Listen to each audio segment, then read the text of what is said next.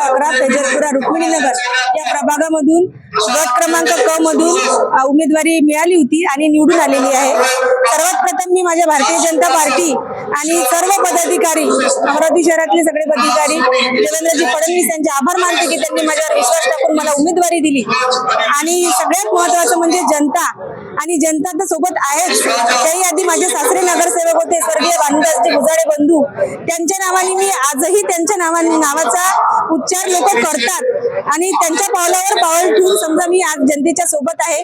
जनतेने मला खूप साथ दिलेली आहे। तसेच माझे मिस्टर धनंजय भुजाडे यांची साथ मला नेहमीच असते आणि माझे कार्यकर्ते सचिन भाऊ भावने, रविभाऊ शहाकार, कांबळेताई, बरकाताई बोज्जे, माझ्या सर्व कार्यकर्त्यांनी पॅनल निवडून आलं पाहिजे। आणि खरं तर पॅनल निवडूनच आलेलं आहे, कारण की फक्त थोडाशा 50-100 मतांचा फरकाने माझे तिन्ही कॅन्डिडेट राहून गेले। पण मी हेच म्हणेल की माझं पूर्णच पॅनल निवडून आलेलं आहे। प्रभागातून बसपाने तिन्ही विजय मिळवला आहे। नूतन भुजाडेंचं काय राजकारण?